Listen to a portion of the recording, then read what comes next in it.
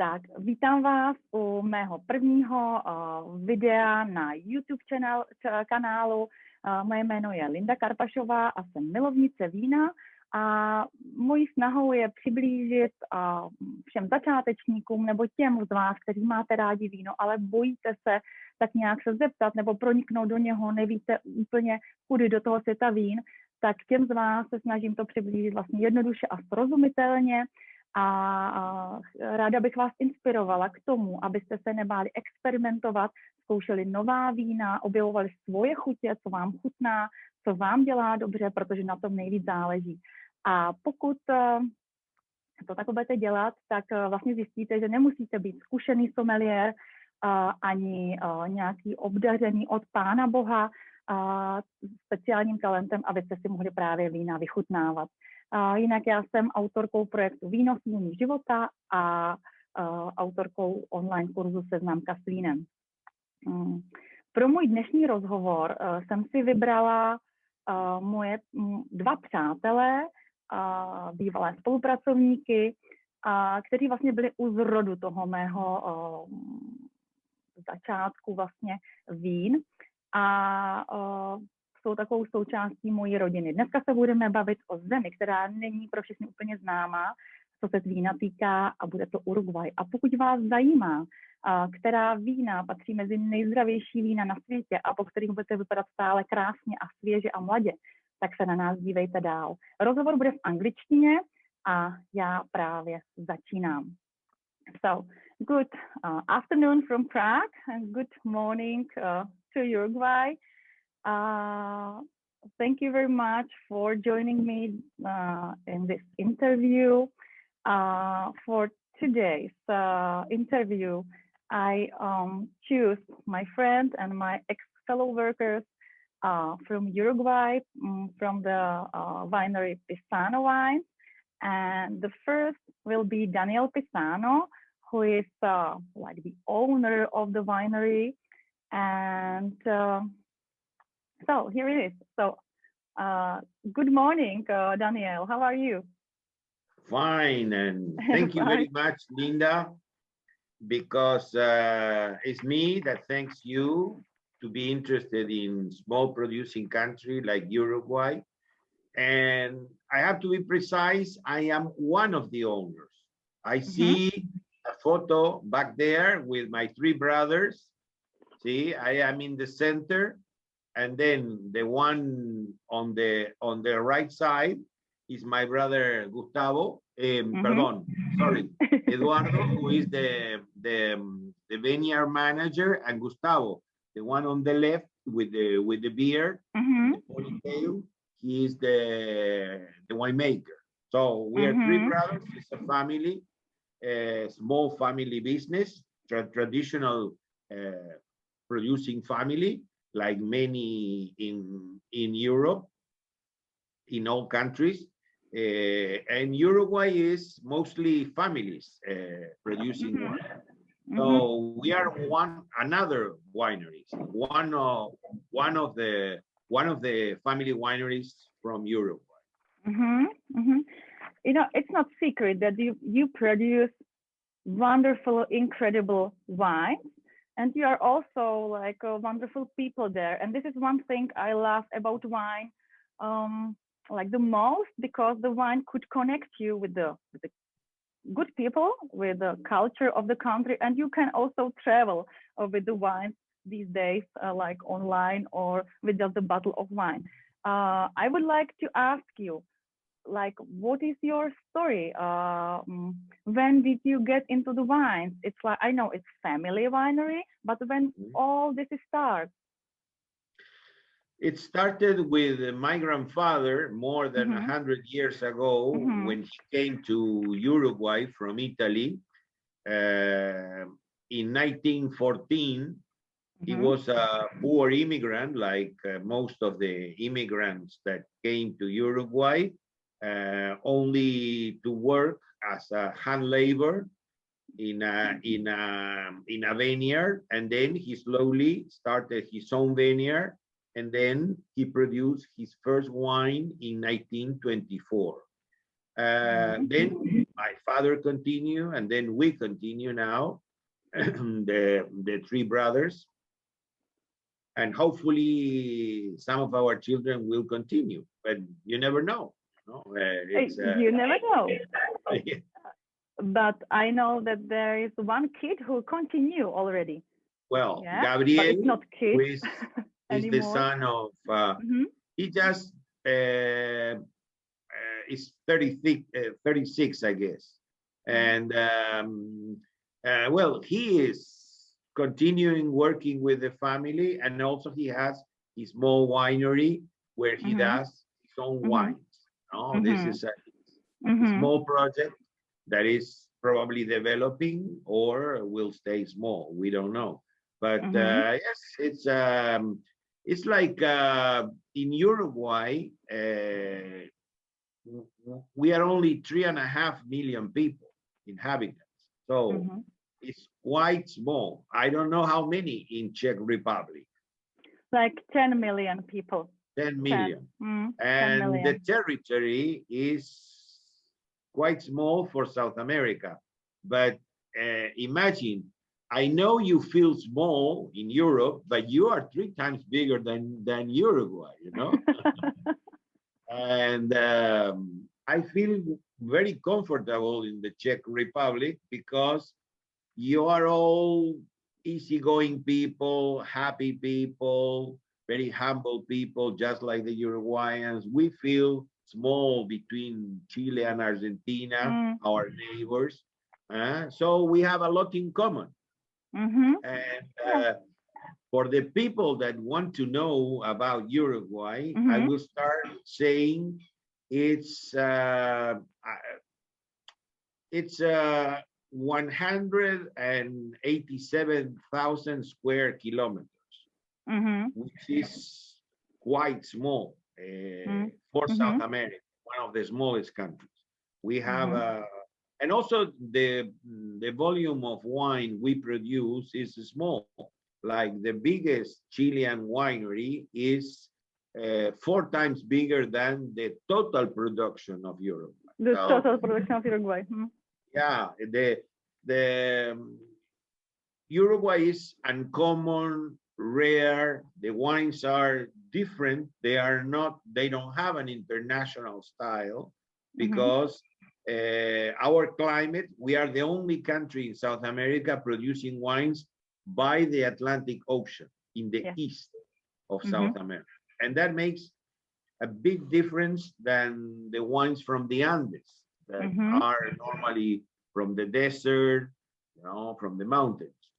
Yeah. So on one side, we have a different terroir, a different climate, but also the people have a lot of influence in the wines they produce. We feel like we are like a chef cooking our own style of wine. You know, every restaurant has a different chef that cooks with his own style. So when you taste the wines of Uruguay, you're tasting actually the mind of the winemaker, the style, and also the tradition, because being a family that's been for more than 100 years, what happens is that we are influenced today from my father and from my grandfather. You cannot get rid of that influence, that way of making wine. Of course, it is an evolution, a change with the times. The wines are today more modern, but we still have, and we on purpose want to imprint our philosophy, our way of making wine. So the value we offer is that, a wine from a family and from a different country. So it was my question, like, how would you describe the Uruguayan wines? What is their specifics, like, generally? Normally, the wines from the big producing countries normally produce in very warm desert areas and irrigate. So they produce very big volumes of grapes, which have low tannins, low acidity. It's easy, nice, pleasant wines, but they are many times you cannot tell the origin.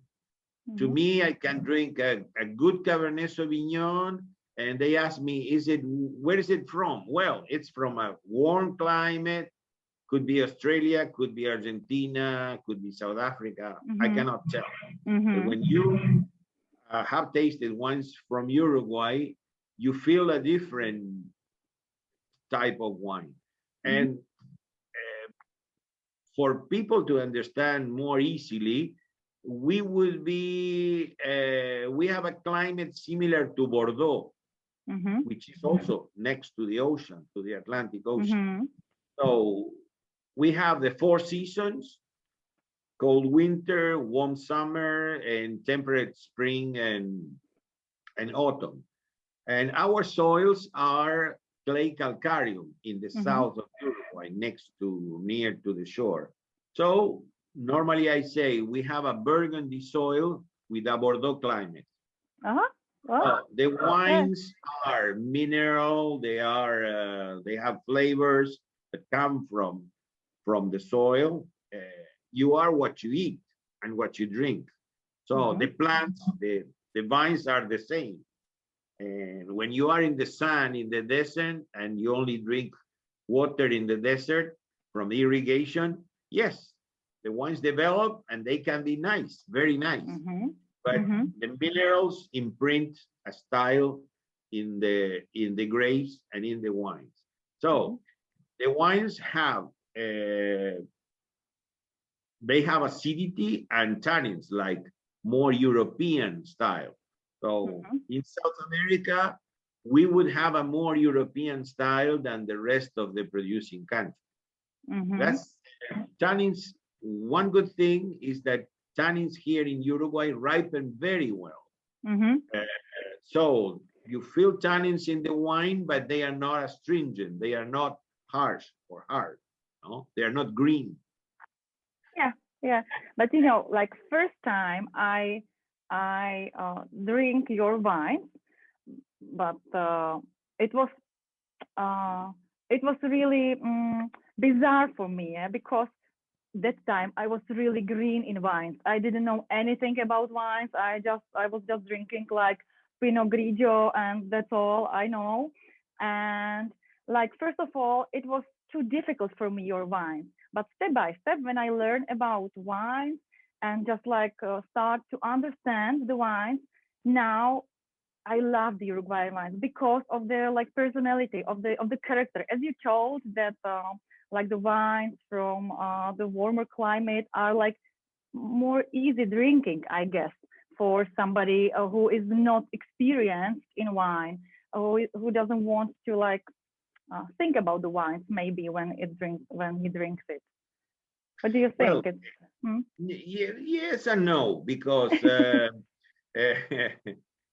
you're right. You know, the international style wines, they are obviously easy drinking, and people that like sweet drinks, like you know, sodas that are sweet, or with young people that are used to drink sweet beverages, might like an international style wine with low acidity and low tannins. Obviously, we cannot produce that type of wine because of our climate. But something that would be a disadvantage ends up being an advantage, because there is so many wine lovers that like to taste non-international wines. And we have so many, so few bottles to sell, because we sell not more than 150,000 bottles to the world, to the whole world. So in every country, we sell a small amount of bottles, and normally we are with importers and distributors that distribute gourmet foods and specialty foods, and that's our preferred representative, or importer and distributor, because the people that are looking for something different than the common, I mean, with all respect, I will make a comparison, like the international wines, low price wines, could be like a hamburger, which is the same all over the world. And yes, I mean, it can be very pleasant to eat a hamburger when you're hungry. But then when you want a steak, when you want something special, like public that we are represented by ICF Foods, which import meat from Europe, right? It's the perfect combination for Uruguayan wines.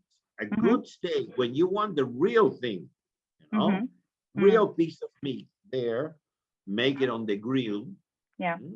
You need a wine that matches that style. So in every market, there is consumers and wine lovers that want that kind of experience, and that's where we are. Of course, if we are gonna sell, if we wanted to sell big volumes in big supermarkets, probably we don't have a style for that. Or it's surprising to us that we are selling in the United States in a big chain of wine shops, and people accept our wines perfectly. People that are used to these international style wines or eating the hamburger, when they are in front of the real piece of meat, they say, wow, this is good. And I didn't know it. Yeah, you're right. And just tell me, I would like to, but maybe one more thing, the harvest already finished in Uruguay, because there's the one thing that the harvest in Uruguay, it's like 6 months or half year ahead of the Europe, because it starts like January, April, or maybe May, I don't know, but April. So have you already also finished the harvest? The harvest starts from middle February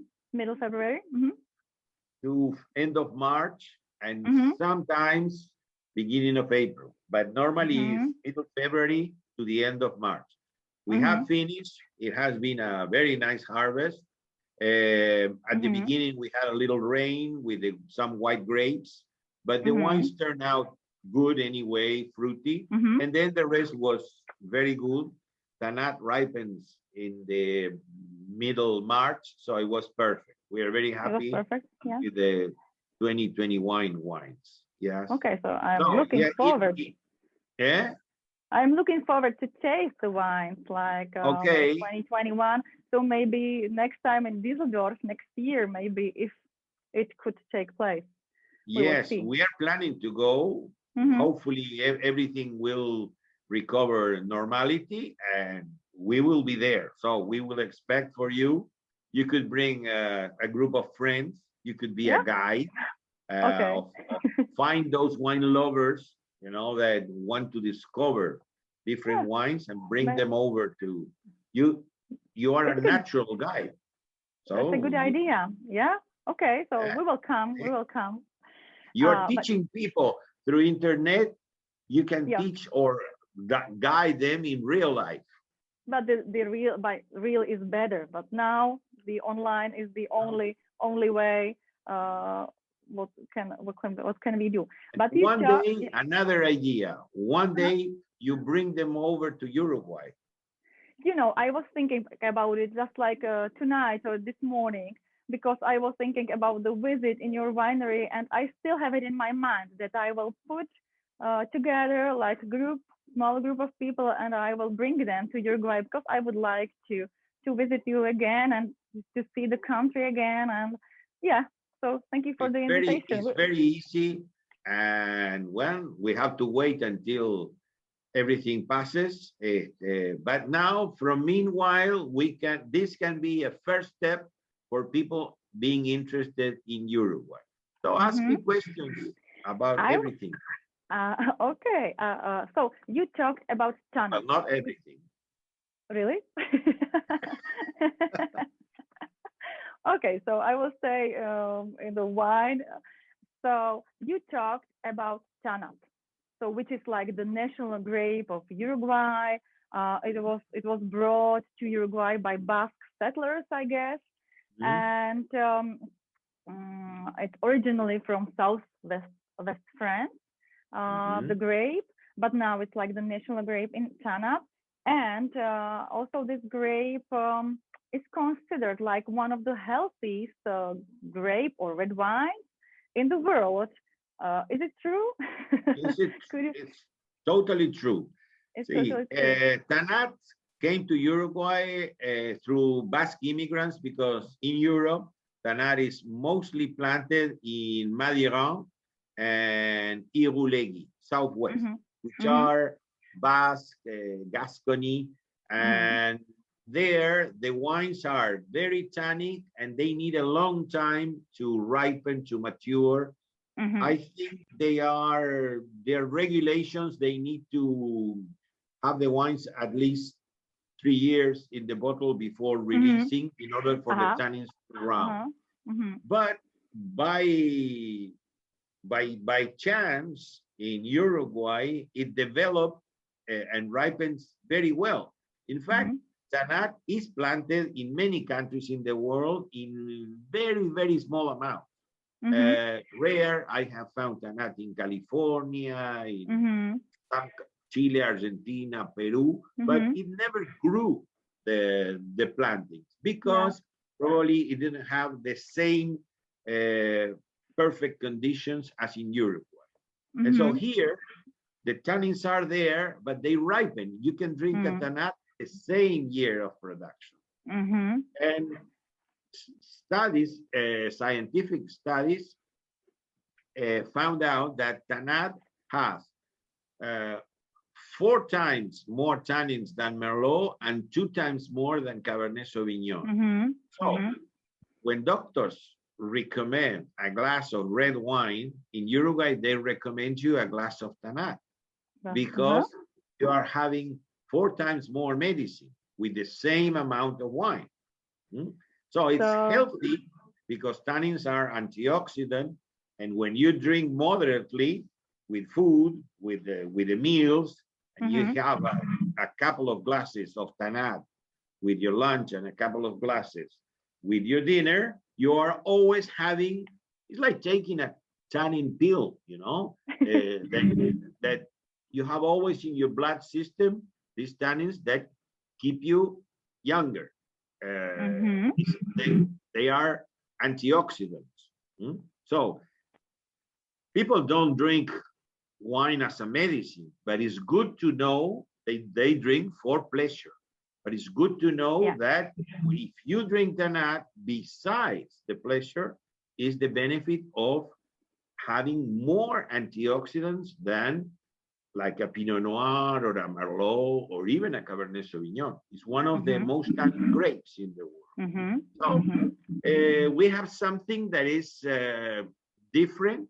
Tanat is rare, different, and common, and probably the healthiest grape in the world. So many people like to try, to taste. So we can recommend just like 1 glass of Tanat every day, and people stay healthy and younger.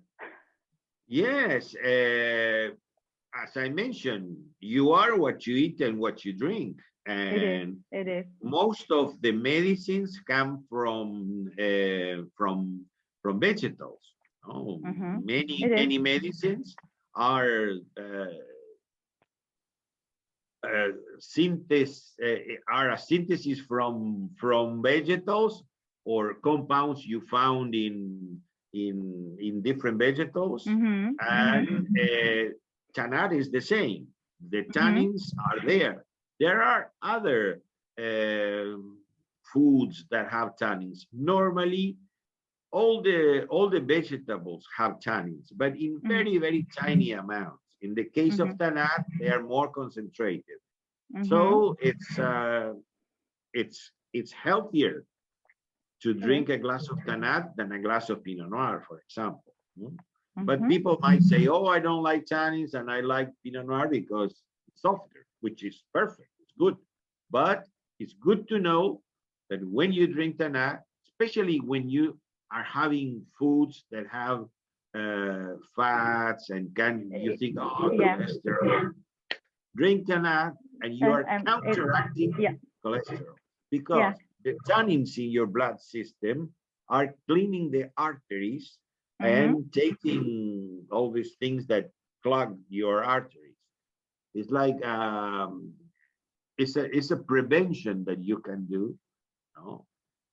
Well, of course, people drink for pleasure, but as I mentioned, Tanat, it's good to know that Tanat has that extra benefit. And when we talk about Tanat, so I know that you have one unique wine. It's like sparkling wine. It's Tanat Brut Negro. It's like black sparkling wine, or you can say like Black Beauty. I don't know if it's still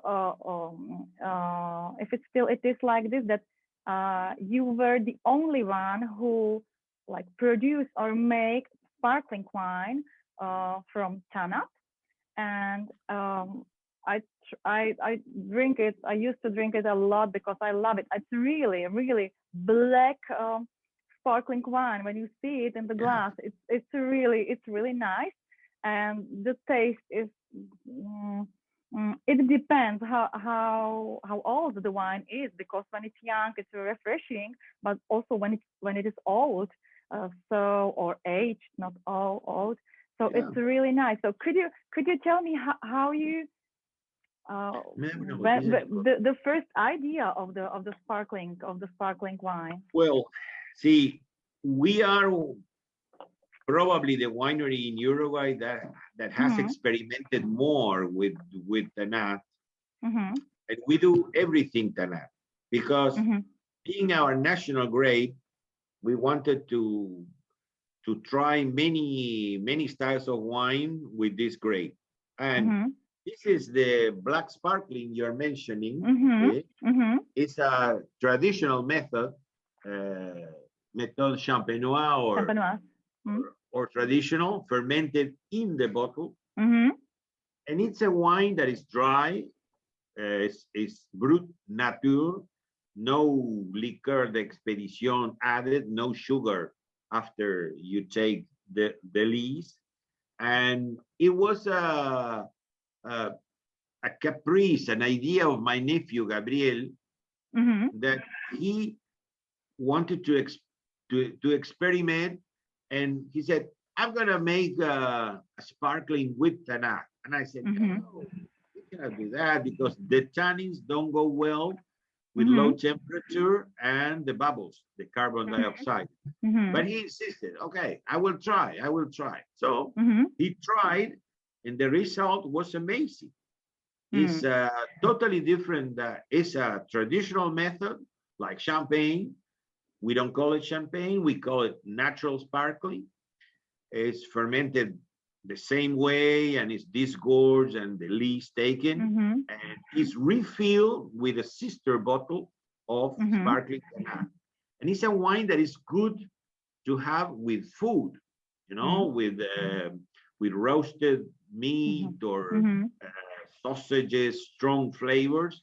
This will clean the mouth and it matches perfectly. It's a great wine to drink in the summer, because you can drink it cold, having meat, to have an idea, a hot, spicy sausage roasted on the grill goes perfect with this one.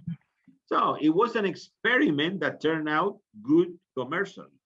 We don't sell big amounts, but in every market, or almost every market, there is curious people that like to taste a black sparkling from Tanat, and it's the only one in the world, as you mentioned, as far as I know. Maybe there is another, but not in Uruguay. No, we don't see it in the market. I don't know if other wineries have experimented this or not, but it doesn't sell in the market. So we are the only ones offering to the public this one, and also for exports, and I haven't seen it anywhere else in the world. So it's a rarity, It is, and everybody should taste it, because it's really something special and amazing, and it surprises you. So I'm happy that Gabriel insisted it on to make it because we can now taste it. And I would like to ask you, because I know that time is almost over. So Yeah. what is your But I will favorite leave you one? with Niko, Yeah, which yeah. is It's not younger the than end. me, Yeah, and you can ask many other things yeah, that yeah. what is his view of the Yeah. Pisano wines of Uruguay? Mm-hmm. He will tell So you. I have two last questions for you. What is your favorite wine when you have like time, when you want to relax, or you would like to just take a glass of wine? I know it's difficult because every time you can take another wine, but is there any wine you prefer? It's like asking a father that has many children, what is your favorite one? And you enjoy things with one and enjoy other things with another, and it's different. For example, now we are in almost winter, so we have a fireplace at home. It's a big fireplace, always with a big fire, and it has room for a good grill. So every night or almost every night, I come home and I see, wow, beautiful fire. I cannot, this is perfect to make a roasted meat or roasted sausages. And at that moment, with that kind of food in front of the fire, what I prefer is the reserve of the family Tanat, the RPF, what we call reserve of the family Tanat, which is a wine that is concentrated, powerful, but soft in the mouth, and it's been 12 months in barrels.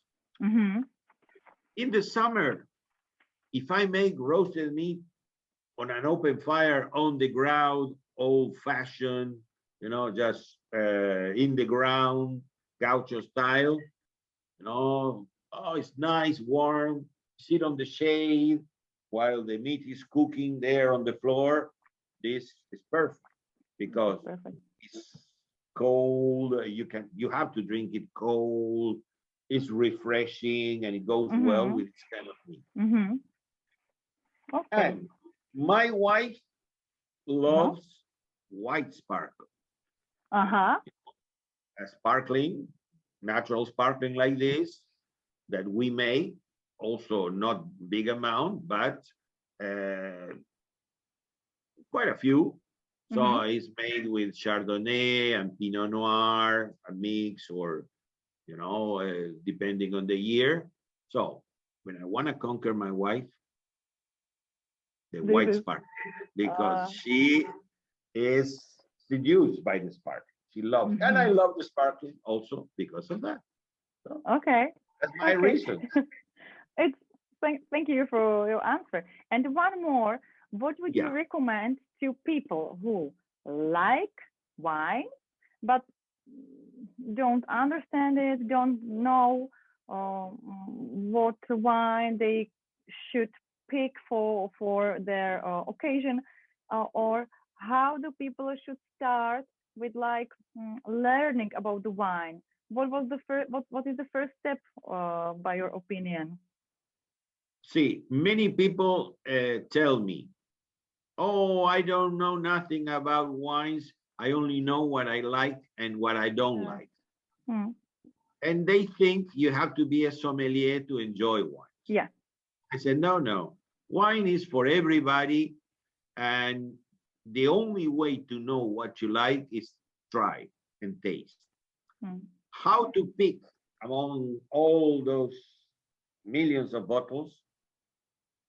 On one side, start, if you go to a wine shop and you ask this question, if you're a consumer, a young one that is not too much exposed to wine or don't have a tradition of making or drinking wine, I would ask to the shopkeeper or the sommelier that is there, like when you sit in a restaurant also, a sommelier could, or the owner doesn't have to be a sommelier. And you say, look, I don't know much about wines, and the guy should ask the person should ask the consumer, say, what do you like? Do you like soft? Do you like strong? So the best way is to ask someone. And the job you are doing is fantastic because you are introducing maybe many wine lovers, skilled wine lovers, and professionals are looking at this, but many people maybe not. They are new consumers. So what you are doing is showing them ways. Normally, I would start with softer grapes, like Pinot Noir, like Merlot, aromatic grapes, like Sauvignon or Torrontés. And then those are very likable grapes. So everybody tends to like because it's something that is not easy. It is easy to, it's pleasing, you know. And then I would go on trying stronger grapes. But someone who doesn't know anything about wine, what should do is read, watch you or other people that are influencers like you, and listen to different opinions. But at the end of the day, it's try a bottle of wine. Drinking alone is not nice. You should drink among friends or your couple or your girlfriend or your boyfriend or whatever. And you say, okay, and you discuss the wine. You taste, what do you think about this wine? With a little food or not, but so that's the way to start. And next time, and read the label. Say, where is this wine from? Oh, I have tasted a wine from Australia. I have tasted a wine from France, wine from Italy, United States, or Chile, or Argentina. One day, I'm gonna try a Uruguayan wine, and if it's Pisano, the better. Yeah. Daniel, thank you very much. Muchas gracias. No. I have a lot of questions, but maybe next time we can make another interview, or we can see in Uruguay and or in Düsseldorf. Of course. Thank you very much for your time, for sharing. You're always welcome in Uruguay, and you're always welcome to make another interview like this. We can talk specifically about. We can go open one of the bottles, taste, and explain it more in detail, as you wish. We are open to you. And before I go, for the people that don't know, Linda, it's a name that in Spanish means beautiful. It's bye nice. bye. Thank you very much, Daniel. Thank you very much. It was nice to see you again. Ciao. Ciao, ciao. And now we will have another gentleman from the Uruguayan winery, the Pisano wines, which is Niko Kozikem. I hope that the pronunciation is good. I don't know, Niko. It's okay. Is it fine? Niko Kozikem? In Uruguay, I'm Niko Kozikem. So Niko Kozikem. Okay, so welcome here. It's nice to see you again. And Niko is export manager. Is it right for the I like to say that I like to say that I'm the brand ambassador, or like ambassador of Pisano in the world, because export manager is like too, I don't know. For me, Daniel Pisano is like the export manager at the winery, because each brother, like Daniel is taking on exports, Gustavo is the winemaker, Eduardo the viticulture. So I'm thinking in my position like a brand ambassador, an ambassador of Pisano in the world. I prefer that. It sounds good. It sounds good. And I know that you work there, have been working 8 years now. 8 years. This month, in May, is like the 8th year of me working with the family. But I'm from here, from Progreso, from our town. So I'm a neighbor. I know all the family since I was a kid. I play, I don't know, when I was like 6 years old, I came to the birthday parties of Daniel's sons here in the vineyards. So I was playing with them in the vineyards. And then because of life, I'm working with them now. Yeah. So, but when you like get into the wine, when you got the idea that you would like to work in wine industry, maybe you could do something else for a job. Yeah, no, I was working in exports in the Montevideo harbor in a big company, and I was like I was trying to change my work. It was a very like office work, the whole day there with the computer and doing business, and I didn't like it so much. So I was looking for something else, and I knew that in that moment, Pisano family was looking for a guy for exports, like to work with export, to help Daniel with exports. So I came here. I asked for the job. I have like a few interviews, and they take me, and that's it. That was the beginning of my history in Pisano. In Pisano, and so what? But the main reason was to change my change job. Your previous job. I was working in something that I liked in that moment because I studied exports and international businesses. But then when I started with the wine, you know that wine is like one way. When you enter in the wine world, you never go back. Like you feel in love of wine and everything that involves wine, and that is. So you maybe answered the question already, but what did you like the most in the wine or in the working with the wine? What satisfies you, or why do you do it? And I know that you love it. Well, job. First of all, it's not job; it's maybe the passion, or I don't know. No, first of all, you have to like wine for sure. I like everything. I like beer. I like wine. I like spirits. But now I feel like a very special relationship with wine.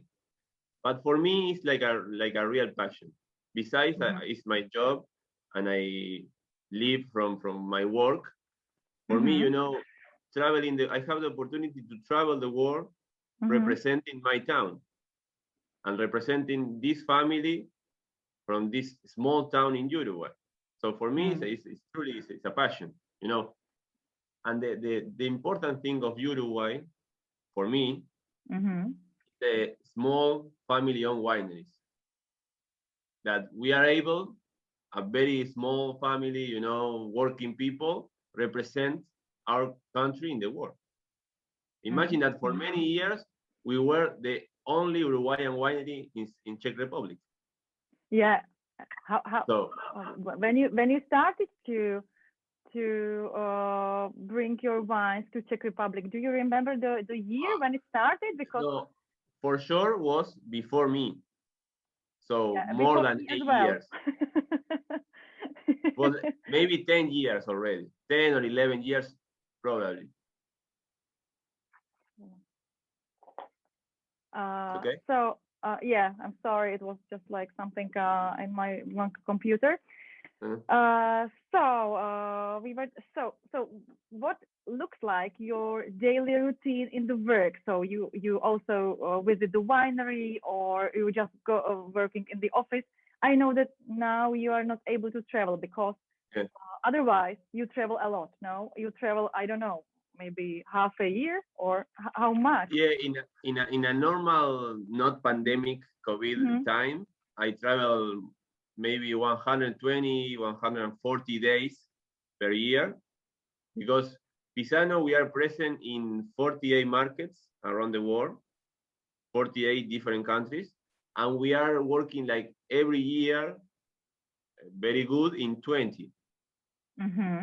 So I had to travel maybe to United States, which is our main market. Like your main market is the United States. Like 3 times per year.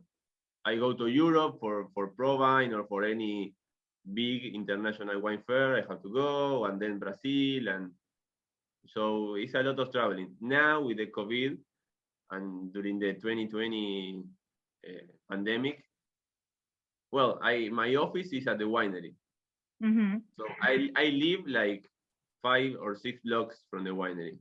Mm-hmm. So in the countryside, you know, but I live very close to the winery. So I came to during the morning. I like work with my emails.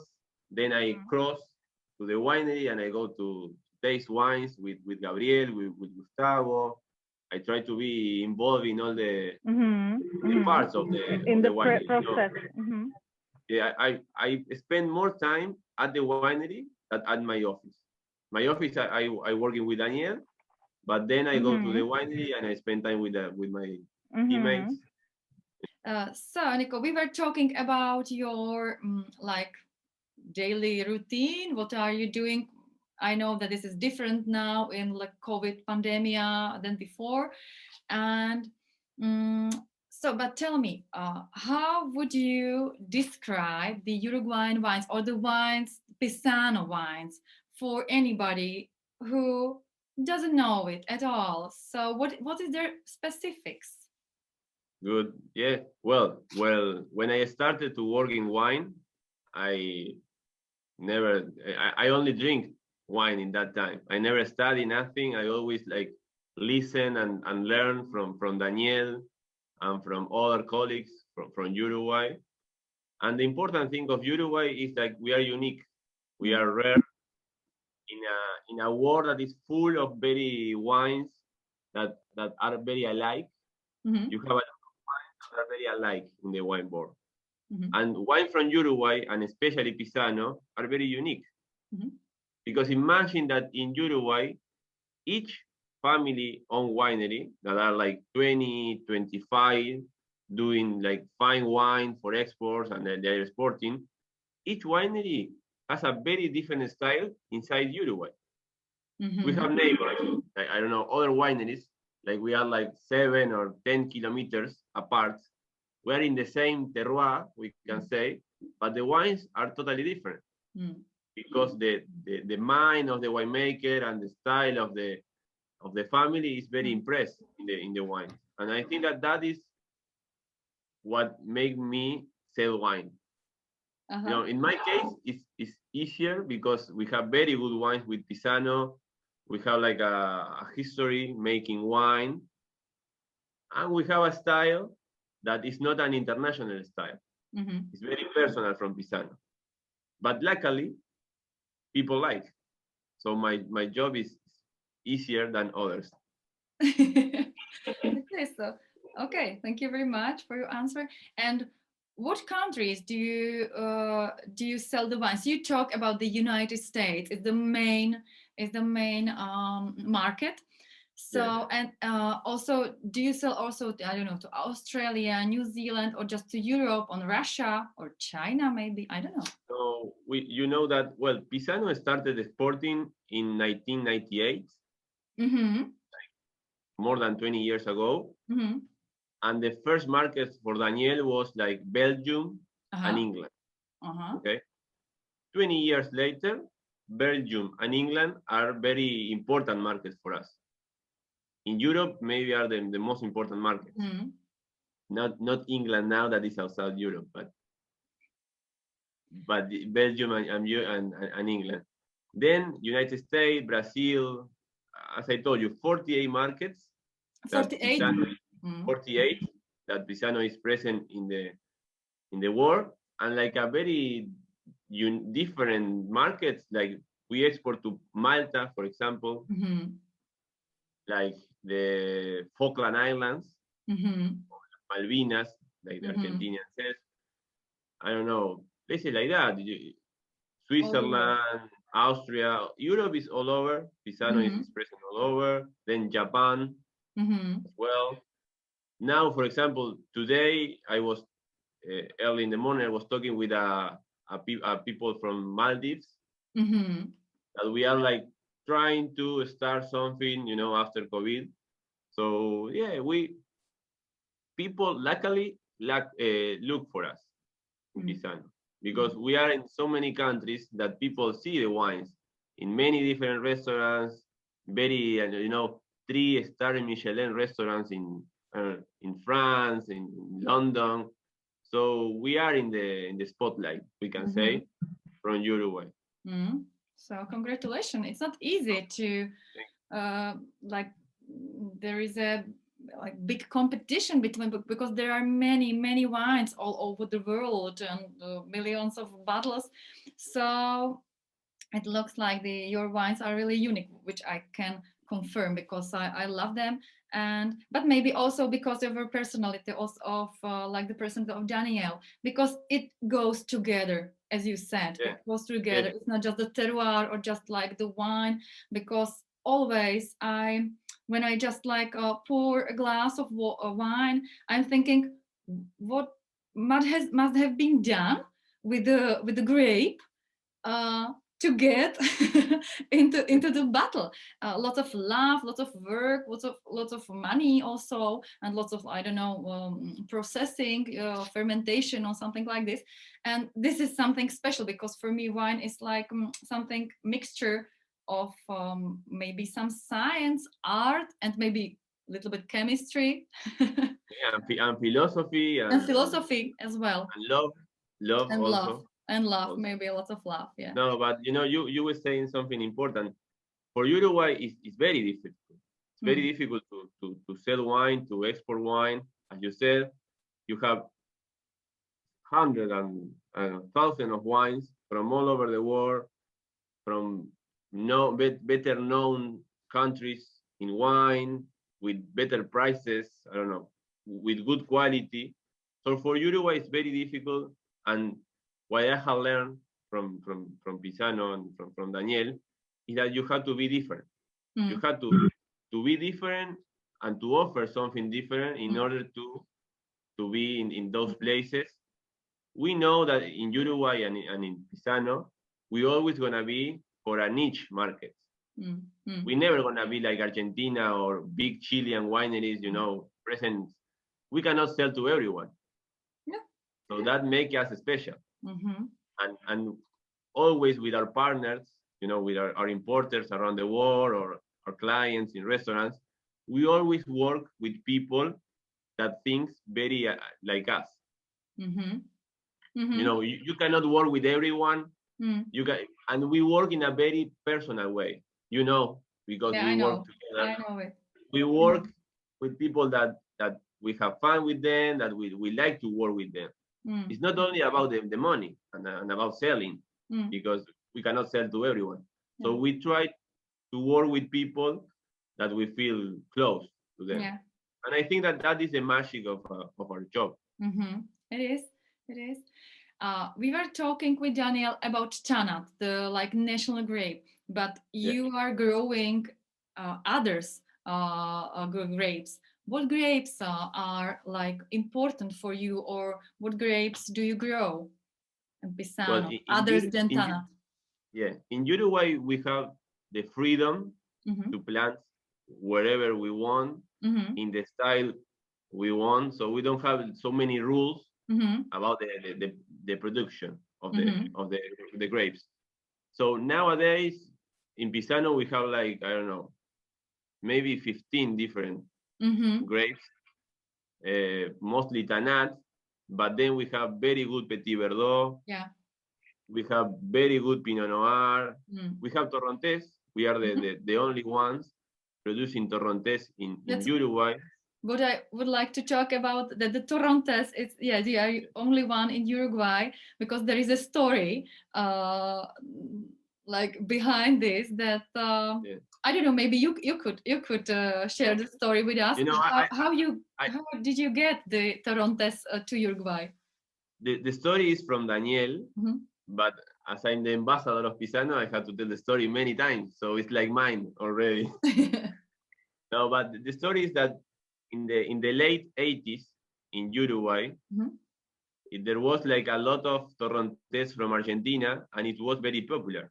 Because Torrontés, very aromatic grape, easy to drink, so people was crazy from Torrontés here in Uruguay. So Daniel and Gustavo, the winemaker, they had very good friends in Salta, very good friends in wineries in Salta. So they went to visit them, to taste Torrontés, to talk about, I don't know, the idea of importing or bringing plants to Uruguay from Torrontés. So one friend of them, they cut some plantings, you know, some sticks from the plants of Torrontés, and they smuggle it to Uruguay, you know, because in order to like experiment with those plants in Uruguay, you know, so they smuggle to Uruguay. In the border between Argentina and Uruguay, the police guy asked them, "What is this? For what you need this, you know, plants?" And they said, "No, it's to the fire for make an asado." Really? Yeah, so to set the fire up for the asado, you know. So then they bring the plants and they use it, and it developed very well. And nowadays it's the wine that we most sell, the Torrontés. We have Chardonnay, I know, which is very common in Uruguay and around the world. We have Sauvignon Blanc. Now Albariño is on fashion, so we had to plant. Like we were like obliged to plant Albariño also. But the Torrontés is our best seller in other markets. It's very different from the Torrontés style in the north of Argentina. Yeah. So we are very happy with the wine. And you said that just like before, that you don't have a lot of so many rules for making the wine as like, I don't know, in Europe, Germany, or Czech Republic, doesn't matter. So I know that you have some lines of the wine. So is there any rule, like, I mean, because you have Rio de los Pájaros line, I remember that you have RPF, Reserva Personal de la Familia, and the higher. Is there any rule that you are able to like sign to label with the Reserva? If, I don't know, it's like 6 months oaked, I don't know. Is there any, or it's just up to the winery? Yeah, you know that the Reserva term in Uruguay is just like a cultural thing, mostly. Like we are not obliged to put like Reserva wine. We use it to differentiate the different lines we have. For example, we have the Gran Reserva, the Reserva, the small Reserva, but it's not like a rule, or it doesn't depend of the time in the oak or whatever. So it's just a name. Just up to you. It's just up to you. So when I see your wine and on label I see Reserva Personal de la Familia, I am not able to like recognize if it was like for minimum, I don't know, 6 months oaked. And also because in our case we don't have recipes to make the wine, because every year the wine is different, you know. we depend on the harvest, of how the harvest is gonna be, to see how many, I don't know, how many months the wines need of oak, or maybe that year it doesn't need any oak.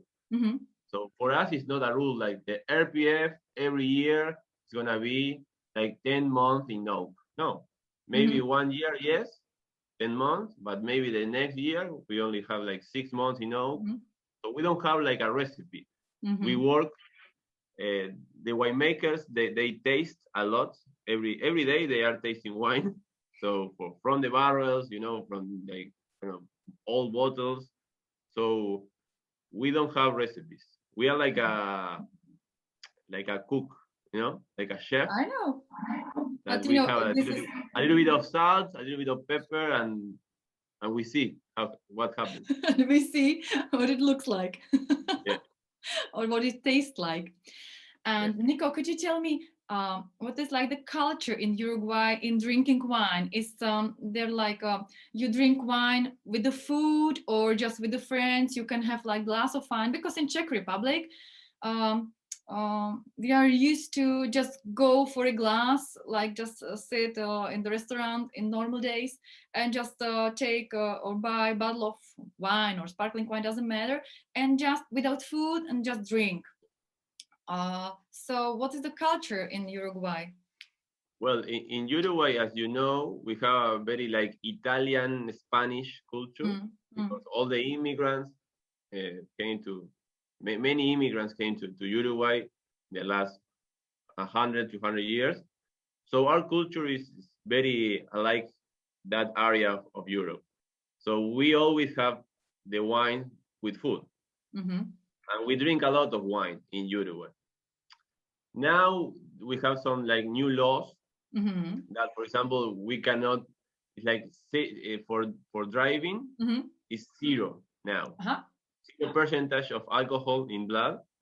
That in the past it was 0.3, 0.5. So maybe you went for lunch with friends, I don't know, and you have something and you have a glass of wine. But now it's forbidden. Now it's nothing. So that has changed a little bit, you know, the consumption of wine, but people continue drinking wine with dinner and yes, I think that nowadays it's around 28 liters of wine per person per year in Europe. So it's quite high for standards, but it could be more. Could be more.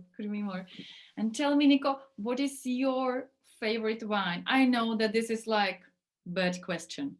If you love the wine, every time you just like choose what you want to drink or for some occasion. But for example, I love Petit Verdot, Pinot Noir. This is I love all the wines, but this is really two grapes I love from the red wines. And so do you have any grape you prefer more sometimes? Well, it's very difficult. It's a good question, but it's a difficult question. But it depends, you know, it depends on many things. But for example, if someone tell me you have to drink only one wine from Pisano until you die, you know, so I would choose the RPF Tanat, the Reserva Personal de Familia Tanat, because it's a wine that I feel very proud of.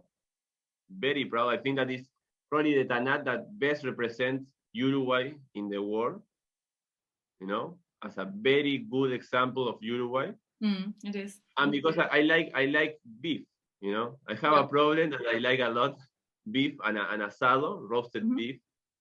So it would be the perfect wine for that, you know. I just came to my mind one special wine from your portfolio, which is liquor. It's Eche Oneko. Do you still produce it? This wine? Yeah. Because I used to make it for tastings. I made like the chocolate chili cheesecake goes together with the Pisano Eche Oneko, and it was really like the bestseller every time.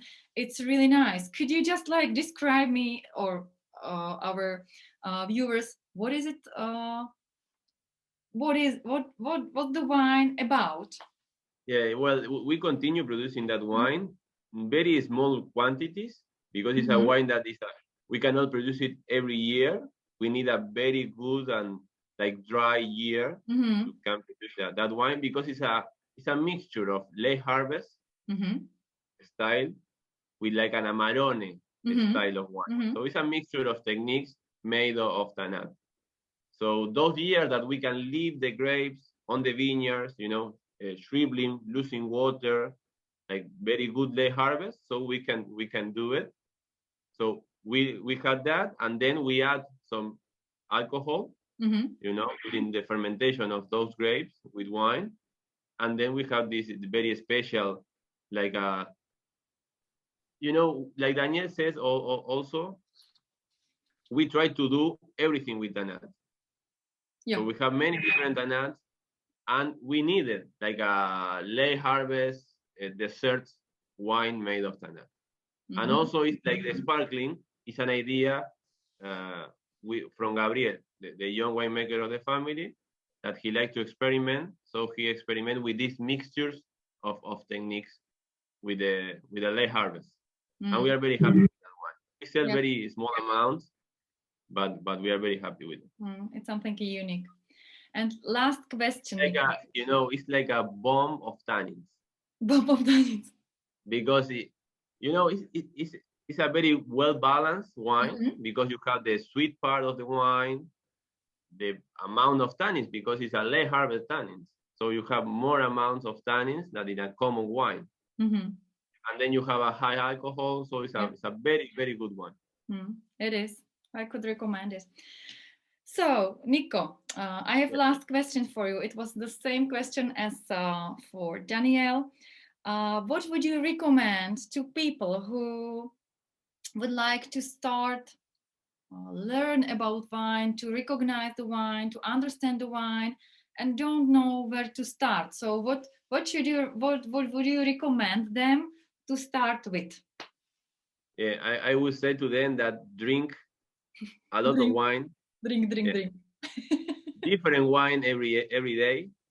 Don't choose one wine. And at the beginning, they shouldn't listen too much to the specialists in wine, the sommelier, the big journalists, and people have to drink. And then, if they see what they like, then yes, start to read, to listen to those that they had experience. But at the beginning, drink everything. So, and then you can drinking, you will see what you like. Yeah, I agree with this, because it's the only way to train what you like. How to train. Yeah. And then you see what do you like. Niko, thank you very much for your time, for joining this interview. It was a wonderful time spending with you and Daniel as well.